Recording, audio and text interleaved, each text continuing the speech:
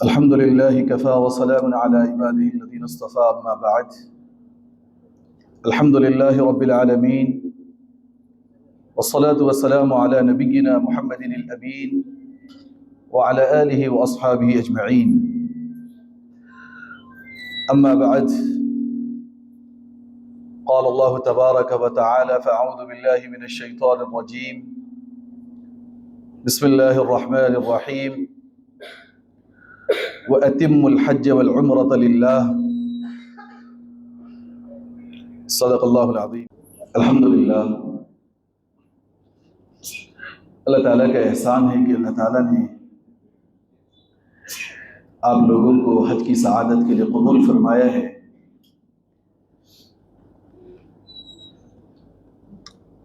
हज एक ऐसी इबादत है जिसमें इंसान का माल भी लगता है और जान भी खपती है। जितनी इबादतें अल्लाह ने फ़र्ज की हैं वो दो तरह की हैं। एक इबादत वो है जिसका ताल्लुक़ सिर्फ बदन से है, जिसमें नमाज है, रोज़ा है।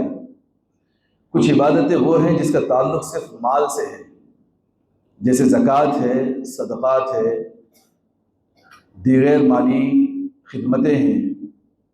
हज एक ऐसी इबादत है जिसमें इंसान का बदन भी लगता है और माल भी खर्च होता है। और हज फ़र्ज़ होने के लिए जो शराइत हैं, उन शराइत में ये दोनों चीज़ें मलहूज़ होती हैं कि इंसान के पास पैसा भी हो और इंसान के पास हज करने की बदन में ताकत भी हो। तो ये अल्लाह का करम है कि अल्लाह ताला ने आप लोगों को इस हज जैसी अजीम नेमत और इबादत के लिए कबूल फरमाया है।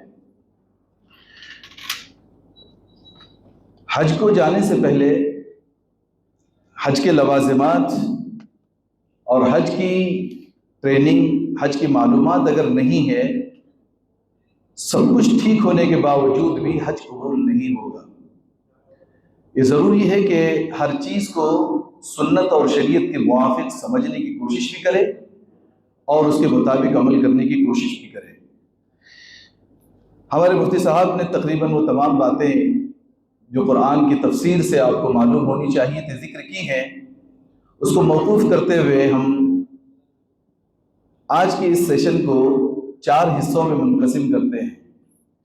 पहला पार्ट जो होगा हमारा वो सफ़र का होगा।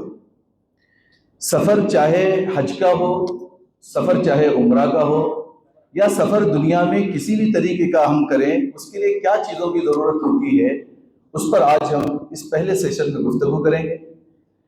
इसके बाद का जो दूसरा सेशन होगा वो उम्रा होगा। उसमें खालिसतन जो लोग उम्रा करना चाहते हैं उसके लिए वो तमाम आदाब और रियायात उसमें ज़िक्र की जाएगी। तीसरा हिस्सा जो होगा वो फ़र्दियत हज, उसकी हिकमत और उसके तरीक़ेकार पे होगा। और चौथा और आखिरी सेशन जो हमारी इस नशिस्त का होगा वो फ़ज़ाइल मदीनतुल मुनव्वरा होंगे कि अल्लाह के नबी सल्लल्लाहु अलैहि वसल्लम के शहर की बरकतें क्या हैं और वहाँ हमें किस अंदाज से जाना है और हमें करना क्या है। चुनांचे हम आज की नशिस्त के पहले उन्वान सफ़र की तरफ बढ़ते हैं। मुअज़्ज़ज़ सामीन और ख़वातीन, कोई भी सफ़र हो, खुसूसन जिसमें इबादत मलमूज़ हो, पहले नंबर पर नीयत का दुरुस्त करना ज़रूरी है। नीयत अगर अच्छी है, नीयत अगर सही है, अमल बेहतर है। नीयत अगर सही नहीं है, लाख अमल की कोशिश की जाए वो अमल बेकार है। आप अलैहिस्सलातु वस्सलाम का फरमान है, इन्नमल अअमालु बिन्नियात, अमल का दारो मदार नीयत पर है। आप हजरात जो इस वक्त सफ़र पे जा रहे हैं वो बहुत ही मुअज़्ज़म और बाबरकत सफ़र है, सफ़र हज, सफ़र उम्रा। इसके लिए पहली नीयत को दुरुस्त करने की ज़रूरत है कि मैं जिस सफ़र पे जा रहा हूँ ये सफ़र की अज़मत बहुत है। वो अज़मत एक हदीस से हम समझें। आप सल्लल्लाहु अलैहि वसल्लम ने इरशाद फरमाया, अल इस्लामु यहदिमु मा कान क़ब्लहु, अल हिजरतु यहदिमु मा कान क़ब्लहु, वल हज्जु यहदिमु मा कान क़ब्लहु। 100 साल का काफिर बंदा अगर इस्लाम कबूल कर ले, पास्ट की जो लाइफ है तमाम गुनाह उसके माफ़ होते हैं। हिजरत एक ऐसी चीज़ है कि इंसान अपने शहर से छोड़कर दीन की हिफाजत के लिए किसी दूसरे मुल्क का सफ़र करता है। अल्लाह ताला पास्ट की ज़िंदगी, पिछली ज़िंदगी सब माफ़ कर देते हैं। तीसरी चीज़ ये है हज, जो इंसान हज करता है, चाहे लाखों सगीरा और कबीरा गुनाह उसके हो, अल्लाह ताला इसको माफ करते हैं। तो जिस जगह हम जा रहे हैं वो गुनाहों की माफी का एक बेहतरीन फार्मूला अल्लाह ताला ने बतौर और बशक्ल हज के हमें दिया है। तो पहले नीयत को खालिस करें, नीयत को बेहतर बनाएं कि हमारे यहाँ पे रियाकारी ना हो। ये इसलिए हम जिक्र कर रहे हैं कि अक्सर हमने हाजियों को देखा है कि उसकी कई महीनों पहले दिखावे की तैयारियां होती हैं, दावतें जो है उड़ाई जाती हैं, हार और तुरे होते हैं, एक दूल्हे को जिस तरीके से किया जाता है उससे कहीं ज्यादा एक हाजी का आओ भगत और इस्तकबाल होता है। और हज से आने के बाद अगर हाजी को हाजी न कहा जाए तो उसको बड़ी तकलीफ होती है, इसलिए कि उसने एक दिखावे की नीयत से हज किया है। जैसे 2 रकात नमाज फजर की हो या 4 रकात नमाज जोहर की, इखलास नीयत से हम चुपचाप पढ़ के निकल जाते हैं, हज भी उसी तरीके का एक रुकन इस्लाम है। चुपचाप जा करके इसको पढ़ करके आना है, इसको जो है वो खत्म करके आना है, इसका इंतशार, इसकी वाहवाह नहीं होना चाहिए। तो नीयत खालिस, ये अमल अल्लाह के लिए होगा और हमें किसी को दिखावे के लिए नहीं करना चाहिए। दूसरी चीज, नीयत के लिए बात जहन में रखें कि जाता हज पे वही है जिसे अल्लाह बुलाते हैं। कुरान कहता है वअज़्ज़िन फिन्नास, ए इब्राहिम तू लोगों को बुलाना शुरू कर दे, यातूक रिजालन मिन कुल्लि गामिर, दुनिया के कोने कोने से लोग निकल करके इस काबतुल्लाह पे आएंगे। तो लाखों रुपये हो, करोड़ों रुपये हो, अच्छा बिजनेसमैन इंसान हो, हज पे जाना जरूरी नहीं कि पैसा हो। सबसे पहले हिदायत खुदा मिलती है, अल्लाह तौफीक देता है, आदमी हज करता है। तो ये समझे कि इसमें मेरा कमाल नहीं है, मुझे मेरा खुदा लेके जा रहा है तो मैं क्यों अकड़ रहा हूँ, मैं क्यों इस चीज में हूँ कि मुझे लोग हाजी कहें और मेरे पैसों पे लोग देखें, मैं दावतें उड़ा रहा हूँ, ये ना हो। इखलास नीयत के साथ पहला काम, कोई भी सफर हो, दीनी सफर, इखलास के साथ अल्लाह के लिए काम करना है। एक हदीस देखें, ज़ईफ है मगर काबिल इबरत है। आप सल्लल्लाहु अलैहि वसल्लम ने फरमाया, यअती अलन नास ज़मानुन यहुज्जु अग़निया अन्नास लिन्नुज़ाहा व अवसातुहुम लित्तिजारा व फ़ुक़राअहुम लिलमसअला व क़ुर्राअहुम लिस्सुमअति वर्रिया कंज़ुल उम्माल। क्या मतलब है? अल्लाह के नबी ने फरमाया, अनकरीब क़यामत की करीब एक ऐसे ज़माना आएगा कि मालदार लोग दिखावे के लिए हज करेंगे। मालदार लोग किसके लिए हज करेंगे? दिखावे के लिए हज करेंगे। आज कितने लोग उम्रे पे उम्रा कर रहे हैं और आके बोलते हैं अभी अभी गुज़िश्ता हफ्ते में उम्रे में था। बोलने की जरूरत क्या थी कि आप गुज़िश्ता हफ्ते उम्रे में थे? ये दिखावा, अल्लाह के नबी कह रहे हैं कि लोग रियाकारी के लिए, पैसे वाले रियाकारी दिखावे के लिए हज करेंगे। दूसरा तबका है बीच बीच का तबका, वो तिजारत के लिए हज करेगा। क्यों हज कर रहे हैं साहब? बार बार एहराम बेचना है साहब, क्यों हज कर रहे हैं? बकरे जुबा करने हैं, एक बिजनेस है बकरों का, रियाल का बिजनेस है, और उनका मकसद हयात हज और उमरा नहीं होता। हदीस कहती है उनका मकसद हयात तिजारत होती है। तीसरा, वो फुक़राअहुम लिलमसअला, नीचे का जो तबका है, गरीब जो तबका है, वो भीख मांगने के लिए हज और उमरा करता है। हज पे जा रहे होंगे तो बोलेंगे हज पे जा रहा हूं, फिर यहां से कलेक्शन करेंगे, वहां से करेंगे, वहां जाके भी भीख मांगेंगे। हमने देखा है कि अक्सर हमारे बाजू मुल्क के और कई जगह के लोग उम्रा इसीलिए आते हैं कि 14-15 दिन में खूब भीख मांगी जाए और पैसा इकट्ठा करके साल भर गुजारा किया जाए। हदीस कह रही 3 किस्म के लोग, इस उम्मत के पैसे वाले माल दिखाने के लिए हज करेंगे, उम्रा करेंगे, बीच के लोग बिजनेस के लिए हज और उम्रा करेंगे, नीचे तबके के लोग भीख मांगने के लिए करेंगे। अब बचा कौन तबका? इस उम्मत के उलमा और पढ़े लिखे लोगों के बारे में अल्लाह के नबी ने फरमाया, व फुक़राअहुम व क़ुर्राअहुम लिस्सुमअति वर्रिया, उलमा दिखावे के लिए हज करेंगे। साहब मेरे 12 हज हुए हैं, मेरे 15 हुए हैं, मेरे जब से समझ है तब से मैं उम्रा कर रहा हूं, हज कर रहा हूं। ये जुमला कहना अमल को जाया करता है। दिखाना मैंने इतनी नमाजें पढ़ी हैं, मैंने इतने रोजे रखे हैं, ये रियाकारी इंसान के अमल को जाया करता है। तो ये नीयत क्या करना है? मेरा ये मामला मेरे खुदा के साथ है, बड़ा गुनहगार हूं मैं, हजारों लाखों गुनाह किए हैं, रातों और दिनों में गुनाह किए हैं, हर हराम कारियां और तबाहकारियां जिससे अल्लाह और उसका रसूल नाराज हमने कर ली हैं। अब एक ऐसा हज करेंगे कि जिंदगी जो पास्ट की वो मिटा के आएंगे, अगली जिंदगी को साफ और बेहतर बनाने की कोशिश करेंगे, नियत करेंगे इंशाअल्लाह। आगे बढ़ते हैं। दूसरा काम क्या करना है? सफर पे जाने से पहले सच्ची पक्की तौबा करनी है। जाना है, मगर आज तक देखिए जितने हाजी हम यहाँ बैठे हैं, कितने लोगों ने 2 रकात नमाज इस वजह से पढ़ी है कि अल्लाह ने मुझे कबूल किया है, तो यहीं से पहले मैं तौबा व इस्तिग़फ़ार अल्लाह के पास में मांगू कि एक सच्ची दिल की नीयत। 3 चीजें होती हैं तौबा के कबूल होने के लिए। पहले जो किया है उस पर शर्मिंदगी होनी चाहिए। माल हराम लिया है, लोन के साथ जिंदगियां गुजारी हैं, शादियों और जो है तकरीबात के अंदर खुराफातें हमने कर रखी हैं, सब कुछ किया है। अब हाथ उठा के अल्लाह से कहना है, अल्लाह सब कुछ किया और तूने मुझे कबूल किया है, शर्मिंदगी। दूसरा, सिद्क़ के दिल से तौबा। तीसरा, आइंदा न करने का इरादा और अज़्म। ये 3 चीजों के साथ अल्लाह ताला तौबा कबूल करते हैं। 2 रकात नमाज पढ़ेंगे, अल्लाह ताला से तौबा करेंगे सलातुत तौबा पढ़कर। उसके बाद तीसरा काम क्या करेंगे? सबसे पहले जिनके वालिदैन हयात हैं उनकी इजाजत लेंगे, उनकी रजामंदी लेंगे, उन्हें खुश करेंगे, क्योंकि बेटे कहीं रह रहे हैं, माँ बाप दुनिया में जिंदा हैं, वहीं से हज हो रहा है, उम्रे हो रहे हैं, पेरेंट्स को पूछा भी नहीं जा रहा है। पहले जाकर के माँ बाप की कदम बूसी करना है, जिसको अल्लाह ताला ने कहा कि वक़्फ़िज़ लहुमा जनाह-अज़-ज़ुल्ल मिनर रहमा, अपने आप को माँ बाप के लिए झुका दीजिए। आप जो आपके नर्म बाजू हैं उनके पैरों के अंदर रख दीजिए। अब्बा जान हज पे जा रहे हैं, वालिदा हज पे जा रहे हैं, पैर पकड़िए, नाराज हैं तो उन्हें मनवाइए, क्योंकि आप तो जानते हैं कि उवैस करनी रहमतुल्लाहि अलैहि नबी अलैहिस्सलाम की जिंदगी में हयात थे, कई साल हज के कोशिश की, कई मर्तबा अल्लाह के नबी का दीदार करने की कोशिश की, मगर माँ की मोहब्बत और उनकी खिदमत में हज पे न जा सके। हुजूर अलैहिस्सलाम ने सैयदना सिद्दीक़ अकबर और सैयदना सिद्दीक़ उमर हज़रत उमर से यूं कहा कि जब तुम दोनों कभी जाओ उवैस करनी से, तो उनसे अपनी मग़फ़िरत की दरख्वास्त करना। क्यों ये मिला इन्हें ये फजल? वालिदा की खिदमत की वजह से। तो वालिदैन को खुश करेंगे, उनसे माफी मांगेंगे, उन्हें उनकी रजामंदी के साथ हज शुरू करेंगे। चौथा काम क्या करना है? रिश्तेदारों, आइज़ व अकारिब के हुकूक को पूरा करेंगे।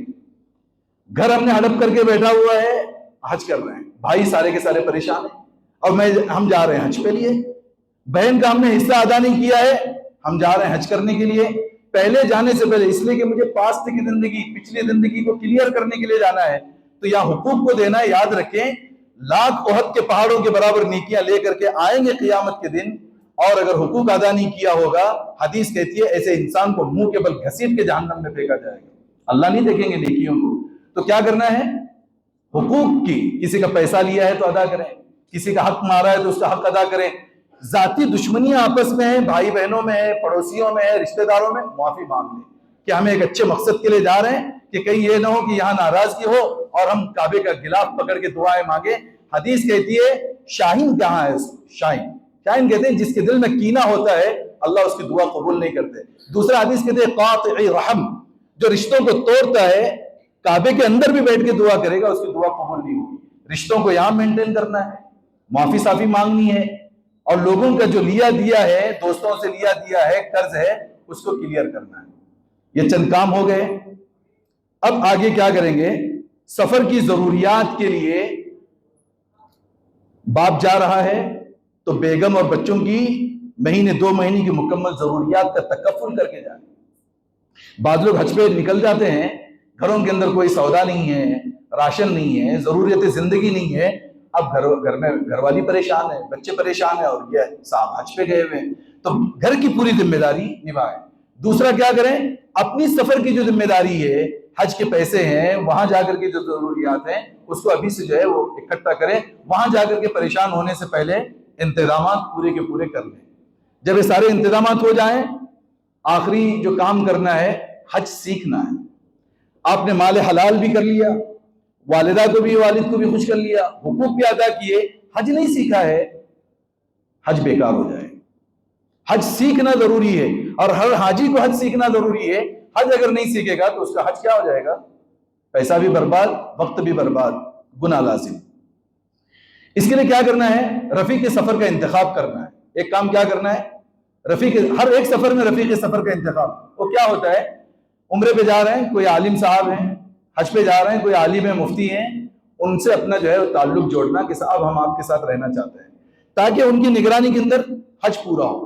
इसी तरीके पे आप कहीं दूसरे मुल्कों में सफर कर रहे हैं, वहां का कोई गाइड होगा, उसको रफीक सफर बना ले, ताकि इंसान का धोखे होने में बड़ी देर नहीं लगती। इससे इंसान धोखे से महफूज होता है। एक अहम जो चीज है हज और उम्रे में और सफर के लिए, वो है सब्र का मुजाहरा। क्या है? सब्र का मुजाहरा। जगह जगह शैतान हमारे साथ में है, और हज तो वो है कि इंसान के गुनाह माफ करवाएगा, वो शैतान कभी माफ करने नहीं देगा। क्यों? उसने सालों साल लगाए हमें गुनहगार बनाने के लिए, और एक झटके में हम जो है वो गुनाहों से पाक होने वाले हैं। शैतान कभी भी ये चीज जाने नहीं देगा हाथ से। तो इसके लिए सब्र के दामन को मजबूत करना है। हज के उसमें आएगी आयात में कि अल्लाह ने कहा, अल्लाह के नबी भी कहते हैं कि झगड़ा अगर है तो उसका हज भी कबूल नहीं है। सब्र, तकलीफ हो रही है लेकिन अपने आप को सब्र करने की प्रैक्टिस यहीं से शुरू करते हैं। अब जाने के लिए सबसे पहले हम सफर शुरू करते हैं। क्या काम करना है? सबसे पहले हमको जरूरी सामान इकट्ठा करना है। जरूरी सामान में क्या क्या है? पहले आप देखेंगे लगेज बैग जो होंगे, ये चाहे हज के लिए भी हो, उम्रे के लिए भी हो, या आप कहीं और भी टूर करना चाहे, तो ये प्लेन का रूल होता है। कुछ प्लेन में 30 केजी दिया जाता है, कुछ प्लेन में जो है वो 40 केजी दिए जाते हैं। तो ये जो है आपको 20-20 किलो की 2 लगेज बैग लेनी है। बेहतर है कि आप सॉफ्ट कपड़े की लें। हार्ड प्लास्टिक का सूटकेस होने में नुकसान क्या होता है कि वो लोग जो होते हैं एहतियात के साथ जो है वो काम नहीं करते हैं। वो क्या करते हैं, उठा के फेंकते हैं, तो कई मरतबा जो है वो क्रैक्स आ जाते हैं और टूट जाते हैं। तो जो सूटकेस जो होगी वो कैसी होगी? बैग जो है वो कपड़े वाली हो या लेदर वाली हो तो बेटर है। दूसरा, उसके साथ में हैंड कैरी जो होगी वो जो है हमारी 7 किलो की होगी। ये सारे प्लेन का एक ही रूल है, 7 केजी तक आप उसमें वेट उठा के ले जा सकते हैं। अब बात मतलब हाजी क्या करता है, उसमें इतना दबाता है। अगर कोई प्लेन सऊदी एयरलाइंस हो तो ठीक है, फिर भी वो रियायत करती है, मगर बाकी जो प्राइवेट प्लेन्स होते हैं वो वेट करते हैं। 7 किलो की जगह अगर 8 किलो आता है तो आज का रूल्स ये है कि 39 रियाल आपको पे करने पड़ेंगे। यानी 40 रियाल का मतलब ये है कि तकरीबन 3000 रुपए के करीब करीब आपको 1 किलो के पीछे आपको अदा करना पड़ेगा। और दूसरे कंपनियों के दूसरे रूल्स होंगे, तो 7 किलो एहतियात के साथ इसमें ले। इसके अलावा प्लस आप लैपटॉप अगर चलाते हैं तो उसकी बैग अलहदा ले जा सकती है। अब ये देखें कि ये सैक बैग एक आपको रखनी है साथ में, ये आपकी सूटकेस के अंदर होगी। ये कहां काम में आएगी? ये खास आपको हज के दिनों में जो 5 दिन होंगे वहां पे आपको ये सैक बैग जो है वो काम में आएगी कि इसके अंदर आपका एहराम भी होगा, खाने पीने के सामान भी होंगे। सैग इसलिए लेना है कि इसको पीठ पे उठाएंगे और चलना बहुत है। हम आपको बताएंगे कम से कम कितना चलना है, कितने कितने किलोमीटर का डिस्टेंस है। तो हाथ में पकड़े रहोगे तो हाथ जो है वो मुश्किल होगा। मर्दों के लिए तो बार बार जो चादर को ठीक करना पड़ता है, फिर हाथ में पकड़े हुए। सैग है, आप एहराम बांधो और साग उस पर लगाओ, एहराम भी हिलेगा नहीं, और 8-10 किलो का वजन भी है तो कोई उसमें फर्क नहीं पड़ेगा। ये एक्स्ट्रा हर हाजी एक सैग बैग अपने साथ में ले लें। एक होता है पासपोर्ट बैग, यहाँ पे है ये पासपोर्ट बैग जो है ये लगी हुई है, हाजी के साथ भी हो। लेडीज के लिए अगर वो पर्स रखती है तो बेटर है, नहीं है तो इस सैग बैग इसलिए लेना है कि इसमें पासपोर्ट भी होगा, चश्मे का जो है एक वो वाला हिस्सा भी होगा, और हमारे जरूरी डॉक्यूमेंट्स और कुछ दवाइयां भी इसके अंदर आपको लेके जो है चलना है वहां पर। और ये इमिग्रेशन जब हम आगे बताएंगे तो ये जो है ये पासपोर्ट बैग सबसे ज्यादा काम करेगा। ये एक आप साथ में ले लें। उसके बाद इस्माइल पाउच जो है जमरात के लिए, ये है इस्माइल। ये क्यों लेना है? जमरात में जब हम जाते हैं तो उसमें कंकरियां होंगी, हमारी 60-70 कंकरियां छोटी छोटी जमा करनी है, और उसमें से पहले दिन 7 मारनी है, दूसरे और तीसरे दिन 21-21 मारनी है। तो वहां पर पहले ही उसके अंदर हम लोग क्या करेंगे, जमरात के लिए एक छोटा सा पाउच बना के रखें और उसके अंदर हमारी कंकरियां होंगी। इसके अलावा एक ये वाला बैग भी आप रख सकते हैं जो एहराम को बांधने के लिए, मर्दों के लिए, खवातीन के लिए नहीं है, क्योंकि लुंगी पहनना है तो ऊपर से टाई भी हो जाएगा इससे, और इसमें आपके पैसे भी रखे जाएंगे और मोबाइल भी रखा जाएगा। ये भी आपको बाजार में जो है अवेलेबल होता है। एक साथ में जो है एहराम बेल्ट ये हो गया, और एक आपको एयर पिलो हमेशा अपने साथ में रखना है, एक छोटे से बैग में रख सकते हैं। ये खुसूसन आपको काम में आएगा उन 5 दिनों में जहां आपको जमीन के ऊपर सोना है, जहां आपको कई मरतबा जो है वो मिना के टेंट में जगह नहीं मिलेगी, तो हवा का पिलो है, आप थोड़ा सा उसको भर दें, इत्मीनान के साथ सो जाएं, हवा छोड़ दें, फिर छोटा सा वो वाला हो जाएगा। तो ये वापस देखें, जरूरी सामान में जो है 2 बैग आपको 20-20 किलो के लेने हैं, और साथ में कांटा भी ले लें, छोटा सा मिल जाता है जिसमें आप अपने लगेज को वेट कर सकते हैं। क्योंकि अगर वेट आपका ज्यादा हो गया तो आपको पैसे देने होंगे, पैसे नहीं देंगे तो लाजिमन आपका सामान निकाल के फेंकना पड़ेगा। हमने हाजियों को देखा है, बच्चों के लिए चॉकलेट्स ले लेते हैं, खजूर लेते हैं, एयरपोर्ट पे फेंकना पड़ता है इसको, वेट ज्यादा होने की वजह से। सैक बैग एक ले लें, एहराम की बैग एक ले लें, जमरात के लिए एक ले लें, और इसी तरीके से एक पिलो आप ले लें। नंबर 2, दूसरा हिस्सा जो हमारा है वो एहराम किट का है। ये मर्द और खवातीन दोनों के लिए तो लाजिम और जरूरी है। पहले देखिए एहराम के लिए 2 जोड़ी जो है एहराम ले लें। 2 जोड़ी जरूरी नहीं कि आपको जो मार्केट में मिलता है वही लें। उसमें 2 नुकसान ये भी होते हैं कि बाद मर्तबा टावेल का बना हुआ आपको मिलेगा, बहुत गर्म होता है, वेट भी ज्यादा होता है और हाजी को लेके चलने के लिए भी दिक्कत होता है वजन के ऊपर, और पसीने बहुत आते हैं और गर्मी के दिनों में अक्सर हज होता है। तो आप कॉटन का कपड़ा परचेज भी अच्छी क्वालिटी का कर सकते हैं। उसमें करना क्या है, 2.5 मीटर के 2 आप जो है वो कटवा लें। 2.5 मीटर की लुंगी होगी, 2.5 मीटर का ऊपर का कुर्ता होगा एहराम का, ऐसे 2 जोड़ी लें। बल्कि अगर कोई 2 जोड़ी न भी लें तो लाजिमन 2 लुंगी ले लें जरूर, एक ऊपर का हो तो क्योंकि बाद मर्तबा बदलना पड़ता है, पेशाब का जो है जरूरत हो जाती है, कभी नापाक होता है, तो लुंगी चेंज करने के लिए एहराम जो है 2 जोड़ी होना जरूरी है। एहराम के लिए खवातीन याद रखिए कि आपके लिए कोई एहराम नहीं है, आप कलर के कपड़े भी पहन सकते हो, जो आप यहाँ पहना है वो वहां पर भी पहन सकते हो। मर्द हजरात भी कलर का एहराम ले सकते हैं, मना नहीं है, मगर हुजूर सल्लल्लाहु अलैहि वसल्लम ने व्हाइट को पसंद किया है, सफेद को पसंद किया है। बेहतर है कि इसी में हमें कफन दिया जाएगा। और ये असल में तशबीह है हमारे हश्र के मैदान की, जिस दिन सारे हम लोग मर्द और औरतें वहां पर हश्र में खड़े होना है, उसकी एक प्रैक्टिस जो है हमें हज में कराई जाती है। बेहतर है कि खवातीन भी अगर सफेद सिला लें, अच्छी बात है, नहीं सिलाते हैं मगर याद रखिए कि बहुत मोटे कपड़े ना हो, क्योंकि हीट इतनी ज्यादा होती है, बुरके ऊपर से पहने जाते हैं और पहले से आपने मोटे कपड़े सिला रखे हैं। बिल्कुल पतले कॉटन के कपड़े सिलाएं और पतला सा जो है वो आप वो ले लें। और जो व्हाइट कलर में भी आप जो है बुरका ले सकते हैं, दीगर कलर का भी। काला कलर जो है थोड़ा ज्यादा दिक्कत इसलिए भी दे सकता है कि गर्मी ज्यादा होती है। एहराम बेल्ट, इस तरीके का भी एक एहराम बेल्ट आता है, इसमें इस पॉकेट के अंदर पैसे रखने के लिए सहूलत होती है। मोबाइल फोन्स या पीछे जो हमने दिखाया वो भी आप रख सकते हैं। ये देखिए साबन जो है बिना खुशबू का आपको मिलेगा मार्केट में, क्योंकि हम आगे जब हम पढ़ेंगे तो दम वाजिब होने की कुछ चीजें हैं जिसमें खुशबू का इस्तेमाल है। खुशबू का अगर साबन हम बदन पे हालत एहराम में लगाएंगे तो एक बकरी जुबा करनी पड़ेगी।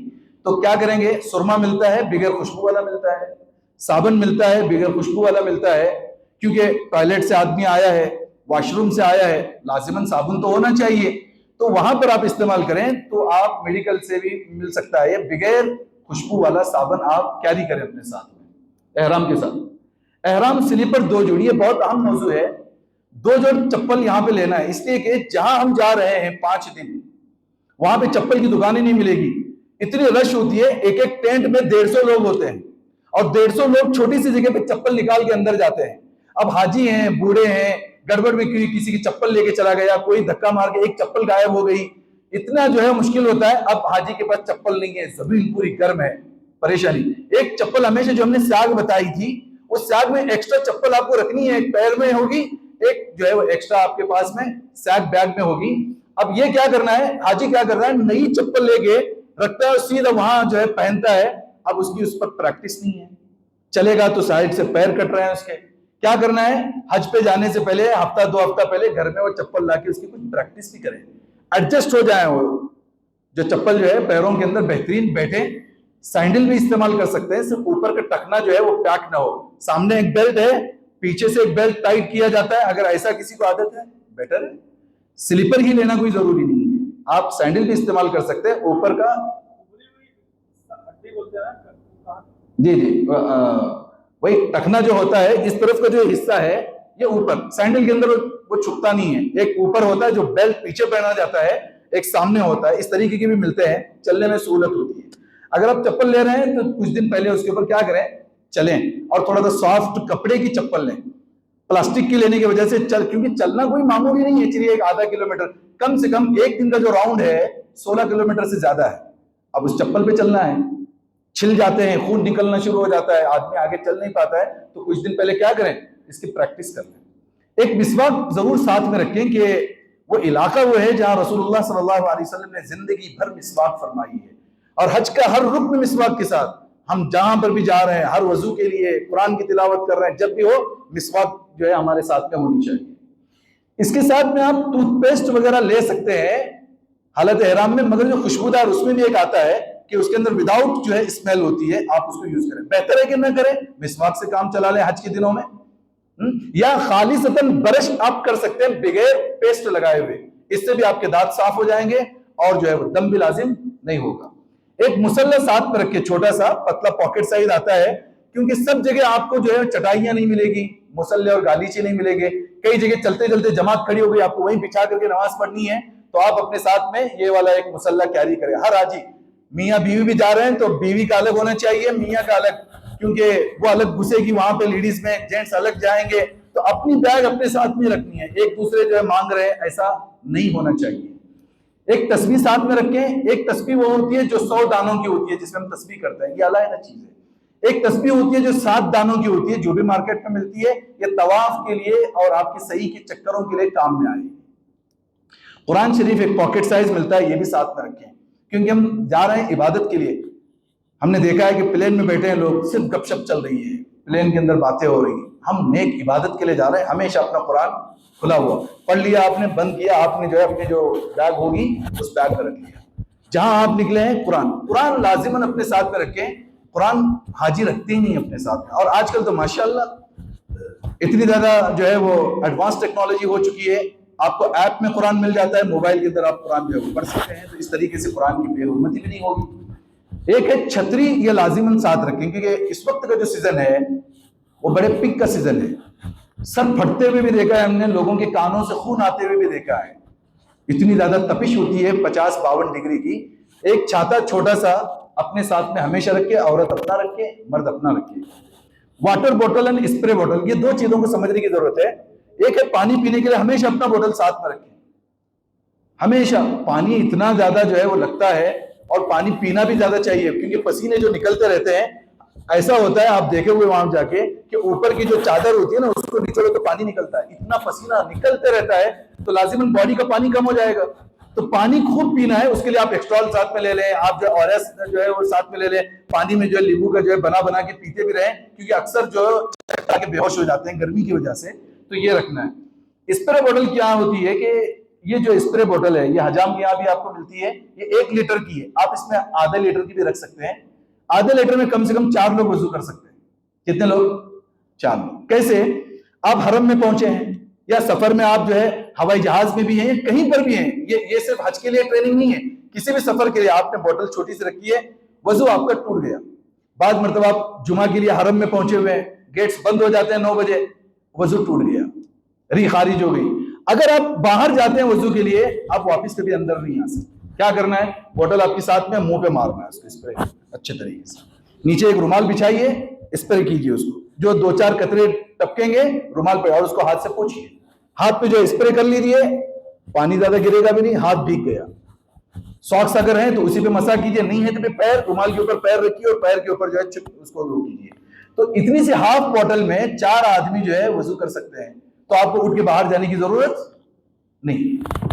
ये हवाई जहाज में बैठे हैं, हवाई जहाज में आपको पानी नहीं मिलेगा, टॉयलेट पे भी पानी नहीं होता, इसलिए कि पानी जो है एक समझिए हवाई जहाज के लिए नुकसान का सबब होता है, इसके लिए वहां रखते नहीं, वहां टिश्यूज इस्तेमाल किए जाते हैं। उस वक्त में आपको वजू करने की जरूरत है, तो आप स्प्रे से वजू करें और नमाज को कदा होने से बचाएं। आगे बढ़ते हैं। ये समझ में आ गया एहराम किट में क्या क्या चीजें लेनी है ना। अब आए हजामत किट, ये भी मर्द और खवातीन दोनों के लिए लाजिम है। अब इसमें देखें, पहले है कैंची एंड नेल कटर। ये इसलिए है कि खवातीन को जहां जहां उनका उम्रा खत्म होगा, उन्हें अपने बालों की 2 चूटियां बनानी है, या एक भी कर सकते हैं दोनों साइड से। और इंशाल्लाह शाम का जो आखिर नशिस्त है वो खवातीन की आपस के मौलमा के साथ में होगी, वहां आप डिटेल जाने, ले करके उसको एक उंगल लगा करके कैंची से कट करना है। और ये मरवा में करे तो बड़ा बेहतर है, इसलिए कि मरवा में बाल कटाना सुन्नत है। आप सल्लल्लाहु अलैहि वसल्लम मरवा का जब 7वां चक्कर खत्म करके उसी एक कोने में होकर के अल्लाह के नबी ने अपने बाल कटवाए थे। बाहर भी कर सकते हैं। ये कैंची जो है मर्दों के लिए भी, मूंछ वगैरह के लिए भी काम में आती है ये कैंची। उसके अलावा बैग पैकिंग में भी काम आती है कैंची, आपको सेलर टेप कट करने के लिए भी काम आती है। हर जगह आपको ये कैंची काम में आएगी। नाखून तराशने के लिए 40 दिन का सफर है, बार बार इस चीज की जरूरत पड़ती है, तो एक नाखून कटर जो है नील कटर रखें साथ में। टूथपेस्ट एंड ब्रश ले लें, 40 दिन तक हर चीज अपने साथ में रखनी है। शेविंग किट ले लें, एक तो रेडीमेड जो मिलता है ये शेविंग किट ले सकते हैं, खवातीन भी जो है वो ले लें, मर्द भी जो है वो ले लें। इसके अलावा जो है कंघी और कॉम जो है ये साथ में रखें। खवातीन के लिए तो बहुत जरूरी है, मर्दों के लिए भी। दाढ़ी पूरी बिखरी हुई है तो उसको कंघी करने के लिए, ये हालत एहराम की बात नहीं हो रही है, ये टोटल सफर के लिए। आप कहीं दूसरे मुल्क भी जा रहे हैं, तो ये एक पाउच बनाना है, एक डब्बा, प्लास्टिक का एक डब्बा होगा, उसके अंदर आपको ये शेविंग किट पूरी की पूरी बना के लेनी है। ऐसा नहीं कि एक बैग के कोने में कैंची घुसाई है, एक जगह नील कटर ढूंढ रहे हैं, एक प्लास्टिक का डब्बा होगा, उस डब्बे के उसके ऊपर शेविंग किट, ये सब चीजें उसके अंदर होगी। साथ में आपको जो है ये कोल्ड क्रीम, बोरोप्लस में लिखा है, आप मेडिकल स्टोर से कोई भी ले सकते हैं। ये बहुत आम खास है, ये मर्दों के लिए भी, और जो थोड़ा सा मोटी फैट जो है खवातीन है उनके लिए भी। क्यों? हालत एहराम में जो है मर्दों के लिए अंडरवेयर नहीं होते हैं, कपड़े नहीं होते हैं, ना बनियान होता है, ना कोई और चीज होती है।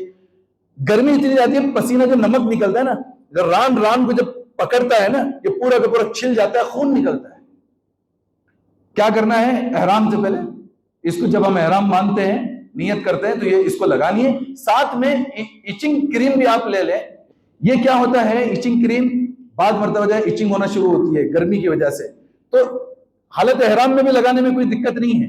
आप इसके बारे में मत घबराइए कि हालत एहराम में हम कैसे लगाएं। हालत एहराम में भी आप लगा सकते हैं। इसी तरीके पे एक जख्म की जो ट्यूब आती है, कई जख्म है हालत एहराम में, उसको भी लगाया जा सकता है। उसके साथ में देखिए ए ड्रॉप जो है, आई ड्रॉप जो होता है ना, ये इसलिए रखना है कि धूप जो है खूब आती है, आंख जलनी शुरू होती है, जिसकी आंखों में लाल लाल धारियां दिखती हैं, तो आप थोड़ा सा आई ड्रॉप, आंखों की दवाएं थोड़ा सा डाल लें, तो ये आपको जो है सुकून देती है। उसके लिए आप क्या कर सकते हैं, जो नेक्स्ट हम बता रहे हैं, आप गॉगल, सनग्लास यूज कर सकते हैं। खवातीन भी और मर्द भी।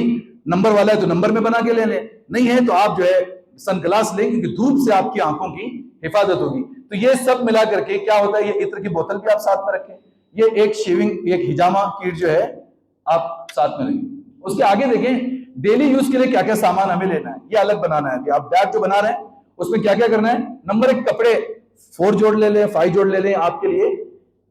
समझे कि जितना कम सामान लेके जाएंगे उतना आप ज्यादा फायदे में रहेंगे। जितना ज्यादा यहां से ओवरलोड करेंगे बैगों को, उतना ज्यादा वहां पे दिक्कत आएगी। कपड़े क्या करना है, पतले पतले कपड़े लेना है, बहुत मोटे मोटे तगड़े कपड़े नहीं होने चाहिए। पतले पतले से कपड़े जो बदन के ऊपर भी और गर्मी के माहौल को जो है आपको सूट करे, कॉटन की सिला के ले। एक 5 लाइट वेट हमने यहाँ पे लिख दिया है, तो वो ले लें। अंडर गारमेंट्स भी साथ में ले सकते हैं। कुछ लोग हाजियों हमने देखा है, वो समझते हैं कि वहां जाने के बाद नाइट पैंट पहनना हराम है, तो लाते नहीं, अब उसी कपड़ों में सो रहे हैं। साहब हमको किसी ने बताया नहीं ट्रेनिंग में, हम बता रहे हैं, आप नाइट पैंट्स ले लें, टी शर्ट्स ले लें, खवातीन नाइटी ले लें, जो कुछ भी हो सकता है। आप जो है नाइट वेयर कपड़े ले सकते हैं पतले से, क्योंकि आप रात में जो है आपको यूज करने की जरूरत पड़ती है, तो आप बिल्कुल भी जो है वो ले सकते हैं नाइट वेयर। और वो हो गया रेगुलर चप्पल, सॉफ्ट शूज, ये अलग चीज है। जो मैंने शुरू में कहा वो एहराम की जो है चप्पल अलग है, ये रेगुलर चप्पल क्या है। कुछ हाजी ऐसा करते हैं कि वो जो 2 चप्पल लेके जाते हैं ना, 40 दिन उसी चप्पलों में चल रहे हैं और चलने नहीं आ रहा है। वो सिर्फ 5 दिन के लिए या उम्रा करने के लिए काफी है, प्लस पैक करके आप उसको जो डाल दें। अगर आपको शूज पसंद है, आप शूज यूज करें, और ये बहुत याद रखेंगे आप मुझे, शूज यूज करें आप, क्योंकि आपको जितना चलना है। क्योंकि देखिए, चाहे प्राइवेट से जाएं आप, चाहे गवर्नमेंट से जाएं, सारे लोगों को रुकाया जाता है अजीजिया में या नूर में रुकाया जाता है। वहां से आपको 1 बस या 2 बस जो है वो ला करके छोड़ेगी अलग अलग। जहां छोड़ती है बस अड्डे से हरम का एरिया 1 किलोमीटर 700 से 800 मीटर होता है। अब आप चप्पल पे चल रहे हैं, चलने नहीं आ रहा है, आप शूज यूज कीजिए, कोई दिक्कत नहीं। या आप वो दूसरे चप्पल यूज करते हैं चमड़े वगैरह की, बाटा वगैरह की, आप वो यूज करें, लेकिन साथ में जरूर लें मेडिसिन। ये एक अहम चीज है कि जिन्हें बीमारियां हैं, शुगर है, बीपी है, उसके टैबलेट्स लें। लेकिन टैबलेट याद रखें, आपको अपने हैंड कैरी में नहीं लेना है। और वो उससे पिछले भी जो हिस्सा दिखाया गया कैंची वगैरह का, ये हैंड कैरी में नहीं होगा। आपकी जो 20-20 किलो के 2 बैग हैं उसके अंदर रखना है। अब उसमें क्या करेंगे, आप उतना ले सकते हैं जितनी आपके पास में डॉक्टर की जो है रिसिप्ट है, और वो साथ में रखिए कि जब एयरपोर्ट पे चेक हो तो आप दिखा सकते हैं कि हाँ 40 दिन का सफर है और उसके लिए इतनी हम दवाई जो है लेनी है। ठीक है। टॉवेल का याद रखें, पतले टॉवेल लें। बहुत लोग इतने मोटे टॉवेल लाते हैं कि जब सूटकेस में डालते हैं ना, आधा सूटकेस टॉवेल से भर जाता है। पतले 2 जोड़ी लें टॉवेल, जो है 2 सेट ले लें, मगर पतले कपड़े के ले लें, ताकि आपको सिर्फ पोंछ करके जो है वो निकल जाना है। और जब उसकी वो करेंगे ना, क्या बोलते हैं उसको, तय करेंगे, छोटा सा जो है वो जगह लेना चाहिए सूटकेस में। उसके बाद में मोबाइल, पावर बैंक, चार्जर, ये बहुत अहम चीज है। आज ऐसा है कि बीवी शौहर को भूल जाती है, बात मरतबा सफर में शौहर बीवी को भूलता है, लेकिन मोबाइल कोई नहीं भूलता। मोबाइल हर एक के पास अलग है। क्यों? इसलिए कह रहे हैं कि आजकल जो है ना थोड़ा सा चेंज हो गया वहां पर भी। आप जाएंगे, जब तक नुसुक ऐप आपके पास में नहीं होगा तब तक आप रियाजुल जन्ना की एंट्री नहीं कर सकते। अच्छा, बीवी का है, बीवी के पास जाएगी, उसका टाइम अलग है। शौहर के पास है, शौहर के पास। और एक मोबाइल नंबर पर एक ही मर्तबा नुसुक ऐप के जरिए से आपको एंट्री मिलेगी। एक नंबर पे आप कई मर्तबा एंट्री भी नहीं कर सकते। और एक साल में एक ही मर्तबा रियाजुल जन्ना की एंट्री मिलेगी, जो हम हज के मौजू में आपको जिक्र करेंगे।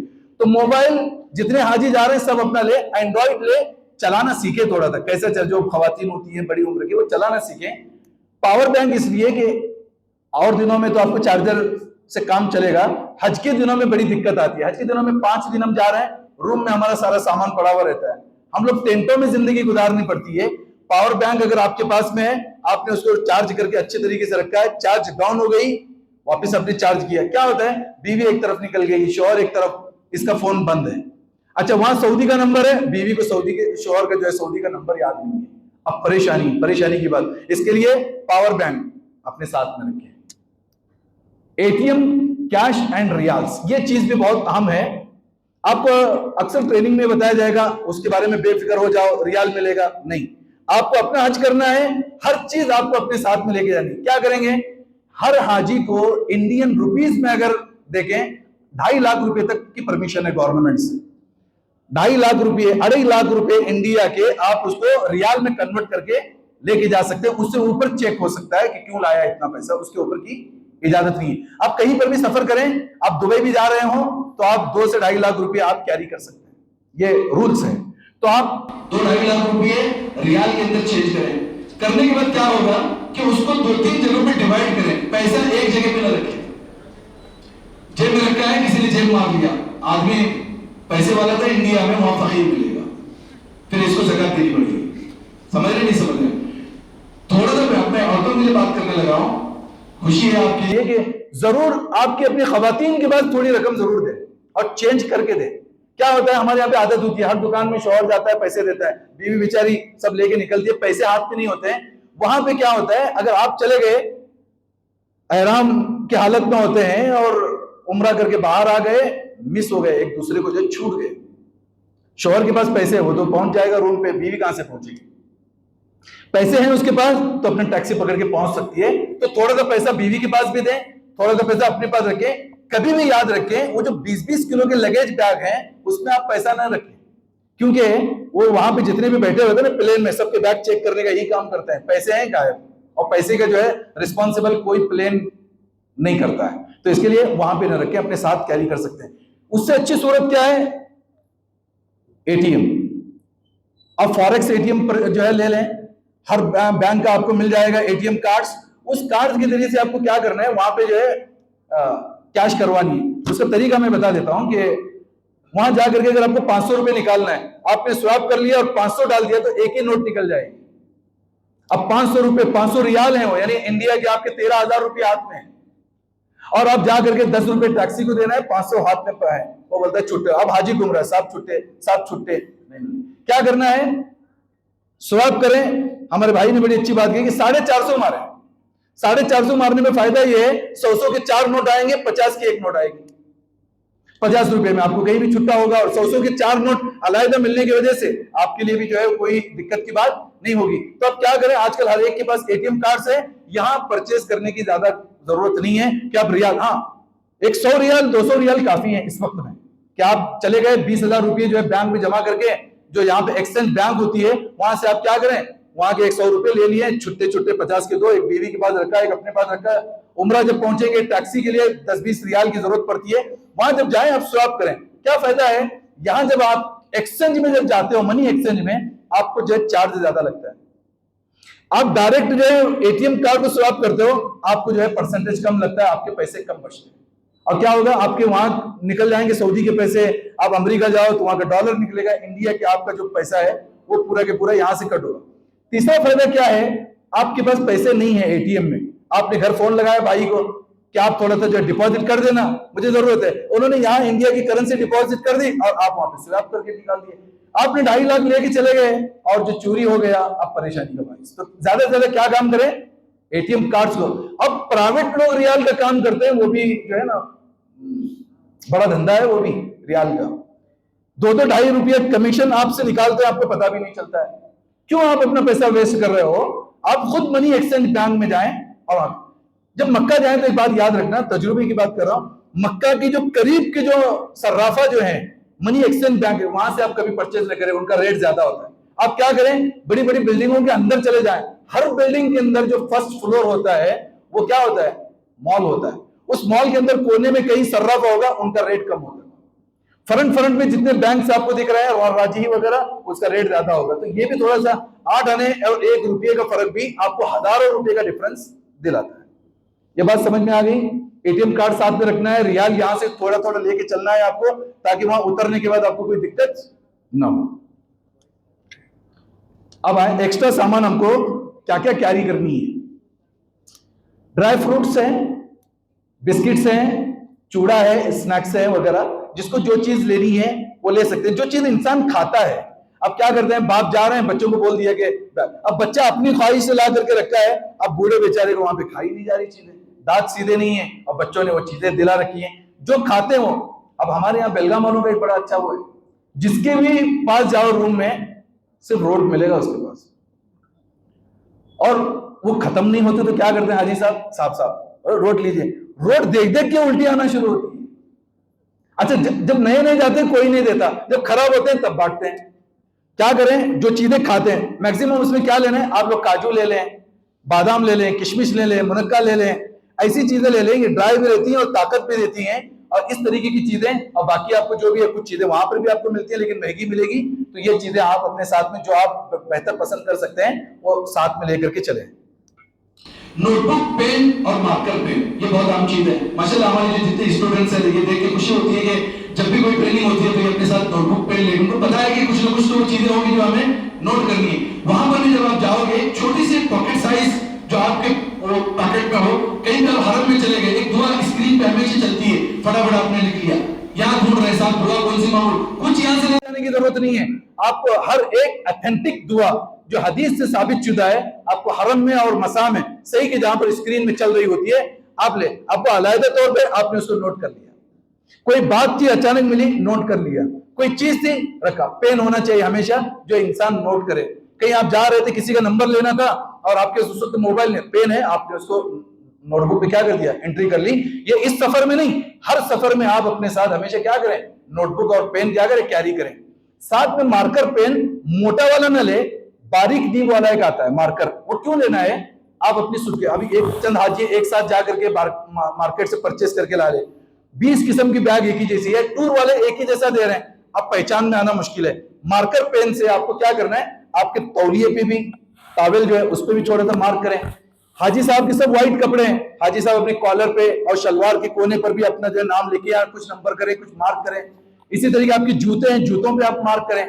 आप जो है इसी तरीके पे जो है चार्जर होता है, रूम में 6 आदमी है, 6 आदमी के 6 चार्जर हैं, किसी का डुप्लीकेट है, किसी का ओरिजिनल है, बाद में बोलेगा वो मेरा है, उससे बेहतर उसके मार्कर से अपना नाम उस चीज पे, जो जो चीजें आपकी हो सकती हैं उसके ऊपर लिखने के लिए आपको ये काम आएगा।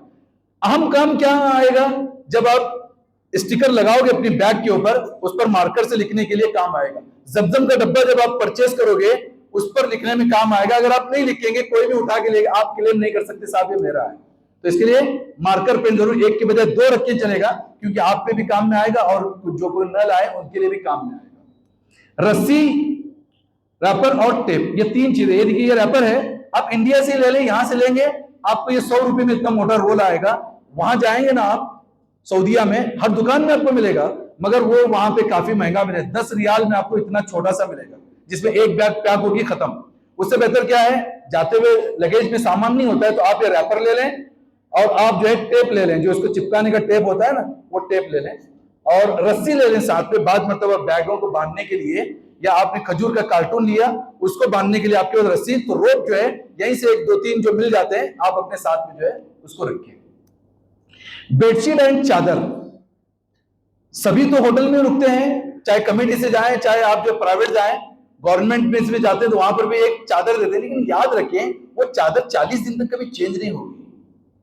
मसला ये, प्राइवेट बड़ा होटल है, लग्जरी होटल है, 5 स्टार होटल है, वो पर डे जो है रूम क्लीन करते हैं, वो बात अलग है।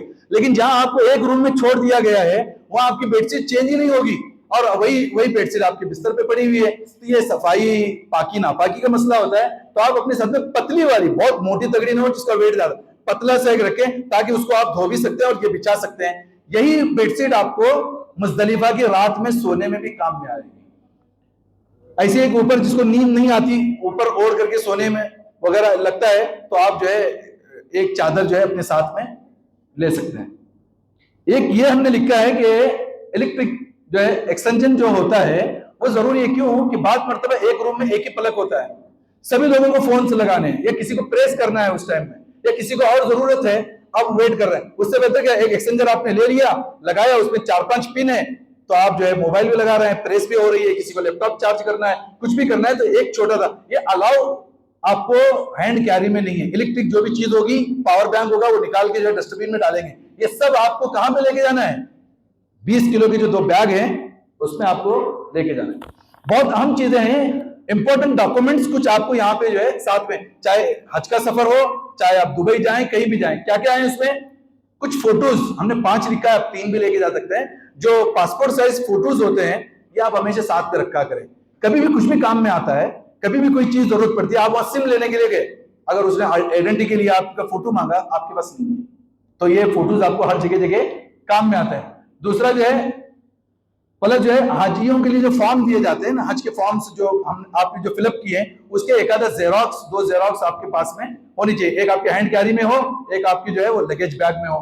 इसी तरीके पे जो है पासपोर्ट ओरिजिनल तो होगा, प्लस उसका एक जेरोक्स भी अपने साथ में रखे, कहीं गुम हो गया और आपके पास उसकी फोटो कॉपी भी नहीं है, तो दिक्कत आ सकती है कि कम से कम उसका एक जेरोक्स आपके पास में।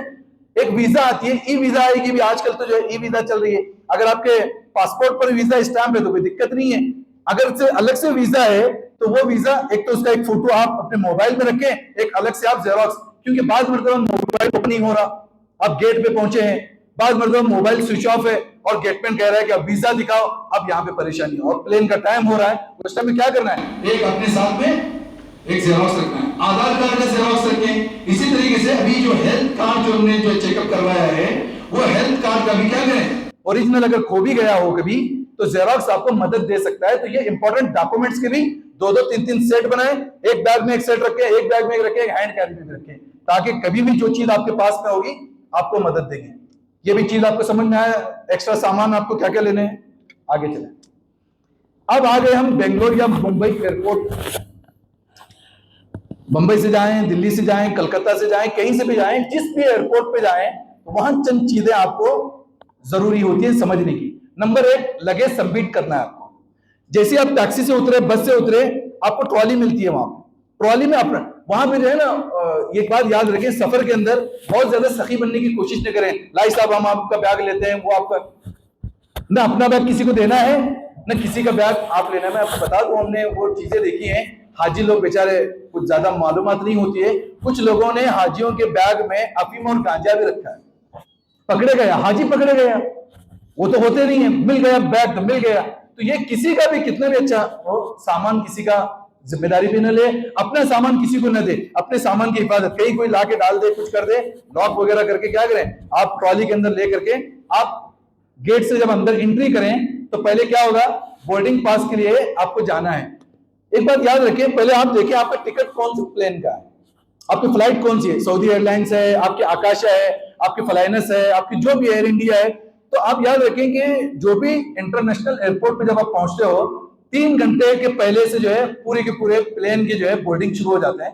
तो पहले देखना मेरा सऊदी एयरलाइंस है, तो फोटो, क्योंकि इंटरनेशनल एयरपोर्ट की बोर्डिंग कम से कम बीसीओ होते हैं काउंटर्स, आप एक बार निगाह देखें सऊदी एयरलाइंस के, आपको जो है ना ब्लिंक्स होता रहेगा फोटोज, अब सीधा वहां जाना है, पूछने की जरूरत ही नहीं है। आपका फ्लाइनस आप देखेंगे, उसके ऊपर के फ्लाइनस कहाँ है, फ्लाइनस आप ट्रॉली लेकर के जाए, फ्लाइनस ही आपको मिलेगी। या नहीं समझ में आ रहा तो वहां पे किसी को पूछ सकते हैं, बात मतलब गड़बड़ होती है। अब क्या है, कुछ लोग खड़े हैं, हमको कोई आ रहा नहीं साहब, कोई हमको दिखा रहा नहीं। टूर वाले भी क्या करते हैं, वो अपने अपने चक्कर में रहते हैं, हर वक्त तो अपने हिसाब में रहते हैं, बिजनेस है ना उनका, वो उतना ज्यादा ध्यान नहीं देते। अब हाजी अपने बैग लेके खड़ा हुआ है वहां पर, आपको खुद ही क्या करना है, आगे बढ़ना है जहां आपको जाना है। वहां जाने के बाद क्या करेंगे, जहां लाइन लगाई है, लाइन से आप सीधा जाएं, अपना सामान अपने साथ रखें। हैंड कैरी वहां नहीं देनी है, हैंड कैरी आप अपना अलहदा रखें। 2 बैग जो है आपके बेल्ट पे रखनी है, वहां बेल्ट होगा, उस बेल्ट पे रखेंगे, वो वेट चेक होगा। वेट चेक करने के बाद आपको 2 टिकट देंगे, स्टिकर्स होते हैं। एक स्टिकर आपके बैग पे चिपकाएंगे, एक स्टिकर आपके पासपोर्ट पे लगाएंगे। कुछ लोगों ने क्या समझा मालूम है, ऐसा ही निकाल के फेंक दिया है, बहुत बड़ी गलती। याद रखें वो स्टिकर आपके पासपोर्ट की तरह जरूरी है। कल को आपकी बैग मिस हो गई, आप जा करके किसको कहेंगे कि मेरी बैग मिस हुई? वो स्टिकर अगर दें, जितने का आपका सामान है वो उतना जो है वो रिटर्न करने की कंपनी की जिम्मेदारी और देंगे। स्टिकर अगर है तो स्टिकर बराबर अपने पासपोर्ट के अंदर या अपने बैग के अंदर जो संभाल के रखे। जो 2 बैग आपने दी, 2 स्टिकर वहां लगेंगे बैग पे, 2 स्टिकर आपके हाथ में वो देंगे। उसी के साथ आपको जो बोर्डिंग पास मिलेगा, जो सीट नंबर है, वो भी आप अपने पासपोर्ट के अंदर रख करके कहां जाना है, अब आगे चलेंगे। आप बैग आपने जमा कर दी, हैंड बैग आपके पास में है, अब खाली हो गए, लगेज आपका जो है निकल गया। अब आपको जाना है इमिग्रेशन। तीसरा काम क्या होता है एयरपोर्ट पे? इमिग्रेशन। इमिग्रेशन में क्या होगा, एक तो आपका भी स्कैन होगा और उसके लिए जो है अपने यहाँ पे बेल्ट के ऊपर आपको ये वाला जो है ना, ये हैंड कैरी है, एक बेल्ट रहेगा। उस बेल्ट के ऊपर देखें, खवातीन भी जो उस तरीके का, अगर आपका बुर्का है जहां पर जो है थोड़ा सा मेटल लगा हुआ है, वो अलाउ नहीं करते। इसके लिए जब आप सफर करें सिंपल कपड़ों में करें, क्योंकि फिर वहां बुर्का निकालना पड़ेगा। मर्द हजरात बेल्ट पहने हुए हैं, बेल्ट निकालनी पड़ेगी। शूज ऐसे हैं जहां पे जो है थोड़ा मेटल है, वो निकालना पड़ेगा। चिल्लर पैसे हैं, सारे निकालने पड़ेंगे। वॉच है, सारी चीजें। अब क्या होता है, हाजी को पता नहीं, वॉच डाल दिया, फिर गया, फिर चेक करेगा, जाओ आप ये निकाल के आओ, फिर नहीं। उसके एक की वजह से दसियों लोगों को नुकसान हो रहा है। पहले क्या करें, जो चीजें ट्रे होता है, उस ट्रे के अंदर अपनी बैग, अपना लैपटॉप, अपने मोबाइल भी डालने हैं, सारी चीजें, सिवाय आपके बदन के कपड़ों की कोई चीज आपके पास नहीं होगी। ये यहाँ पे जो है इस बेल्ट के ऊपर आपकी जो है स्कैन होंगे। बाहर नीचे से निकलेगा, आप जाकर के अपना सामान जो है ले लें। उसके बाद आपका स्कैन होगा। स्कैन में जो है दोनों हाथ इस तरीके से करके खड़े रहना। अब बोल रहा है, वो उसकी जबान अलग, आपकी जबान इस तरीके से, वो बोलेगा पीछे मुड़ो, पीछे, तो ये पूरा एक मतलब स्कैन होगा, पास हो गया। आपका भी स्कैन हो गया, सामान बेल्ट पे चला गया, लगेज सामान जो आपका हैंड कैरी जो है यहाँ स्कैन हो गई। अब क्या करना है, उसके बाद में एयरपोर्ट स्कैन के बाद मस्जिद के अंदर एहराम के लिए जाना है। अब जो एयरपोर्ट पर मस्जिद है, पहले क्या काम करने हैं आपको, वो इंशाल्लाह उम्र में आएगा कि घर ही से आपको नहा धो करके, खुशबू लगा के, सब कुछ है, कपड़े ये थे आपके एयरपोर्ट पे। अब क्या करें, हैंड कैरी के अंदर जो आपने एहराम लिया हुआ है, खवातीन का मसला नहीं, मर्दों के लिए जो लिया हुआ है, वो वहां जाकर के वजू करें। अच्छा, एक बात याद रखें, एहराम के बिफोर कोई नमाज नहीं साबित। हम 2 रकात एहराम की नमाज करके पढ़ते हैं, हदीस से साबित नहीं। नफल नमाज पढ़ लीजिए, दिक्कत नहीं है, मगर उसको सुन्नत समझ के या हदीस से साबित समझ के न पढ़े। 2 रकात पढ़नी है, एयरपोर्ट पे पढ़ लीजिए, लेकिन एहराम पहनने की कोई अलग से नमाज नहीं है। उम्रा खत्म करने की नमाज है, एहराम की नमाज कोई नमाज नहीं है। अब 2 एहराम आपने पहन लिया, तब भी अभी आप उस वक्त भी एहराम पे भी जो है खुशबू, जो है एहराम लगाने से पहले भी जो है आप खुशबू लगा सकते हैं, खा पी सकते हैं, सारी चीजें, सुरमा लगाइए, सब कुछ आप वहां पे जो करना है आप कर सकते हैं। अब उसके बाद में क्या करना है, वो पहन करके वेटिंग एंड बोर्डिंग, जहां से आपकी प्लेन लगेगी उस एरिया में जाके जिक्र करते कि 1 घंटा लगेगा, 2 घंटे लगेंगे। नीयत अभी नहीं करनी, ठीक है, नीयत नहीं। नीयत करोगे तो कुछ जिम्मेदारियां शुरू होती है। आपने एहराम पहना हुआ है मगर अभी आप मुहरिम बने नहीं।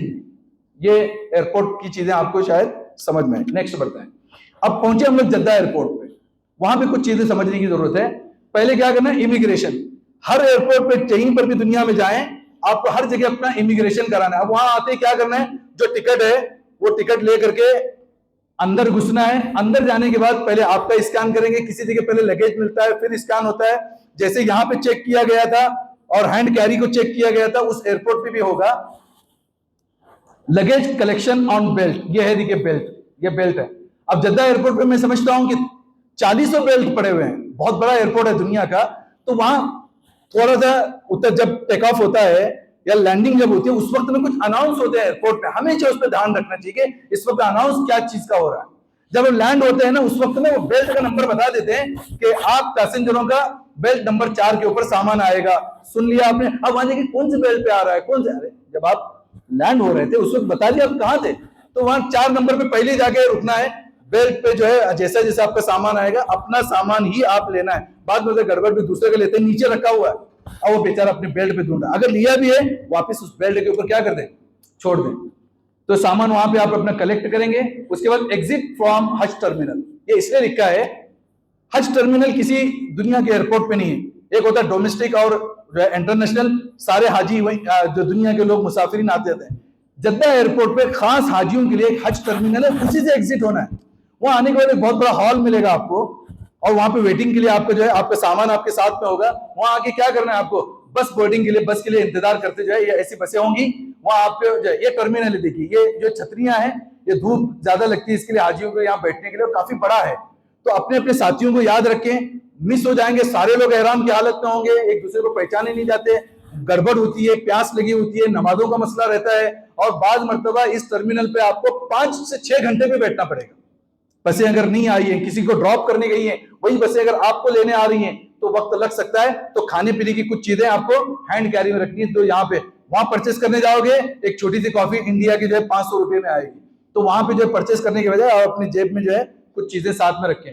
अब बसें जो होंगी क्या काम करना है, जो बसें आएंगी एक जैसी आएंगी, 25 बसें लगेंगी एक ही जैसे। अब आप कंफ्यूज कि बीवी कौन सी बस में चढ़ी है, शोहर कौन से, सबसे पहले मोबाइल इस्तेमाल करेंगे, पहले आप फोटो निकालेंगे नंबर प्लेट का कि क्या नंबर प्लेट है, वो याद रखने के लिए, ठीक है। उसी बस में आप चढ़ेंगे। अब वहां से ये बस आपको मक्का ले जाएगी, रास्ते में आपको जो है चेकिंग भी होगा, पासपोर्ट चेक करने के लिए पुलिस आएगी कि हाजी आ रहे हैं या बीच में से कोई घुस के आ रहे हैं, तो वहां घबराने की बात नहीं है, कुछ वो आपको पानी भी देंगे, कुछ स्नैक्स वगैरह भी देंगे। उसके बाद जब आप मक्का पहुंचे तो पहले क्या करना है, रूम पे ले जाके बस आपको छोड़ेगी। दो चीजें होती हैं, बाद में तो क्या होता है, वो जो सामान हमको बस वाले को देना है, वो बस वाला आपके रूम के सामने ले जाके रखेगा, एक सिस्टम वो भी है। एक सिस्टम आपको खुद कैरी करना है, यहां आपने लोड करवाया, बस सामने रुकेगी तो अनलोड भी आपको करना है। दो सूरतें, एक सूरत में क्या है, आपको रूम के सामने या रिसेप्शन में सारे हाजियों के बैग मिलेगी, आपको अपनी बैग पहचान के रूम में, यहां सब्र का मुजाहरा। अब शुरू हो गया हाजी के सब्र का मुजाहरा।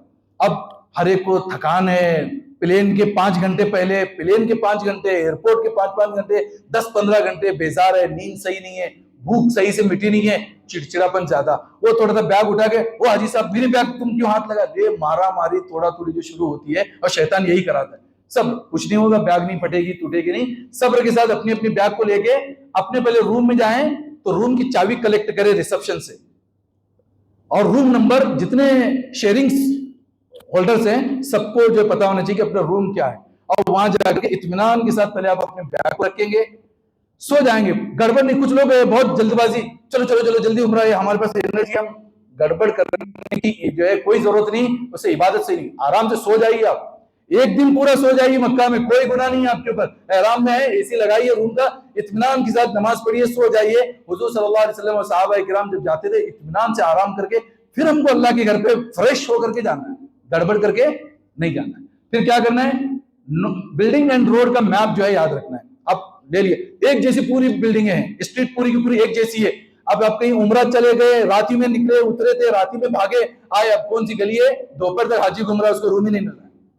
क्या करना है, स्ट्रीट नंबर याद रखना है, गली का नंबर, बिल्डिंग का नंबर, उसका फोटो निकालना है, बिल्डिंग का नंबर क्या है, और वहां से होटल कार्ड लेना है, कार्ड का फोटो भी अपने साथ में होना चाहिए कि कहाँ है, अगर कभी मिस हो गए तो भी वो आपको जो है याद दिला देगा।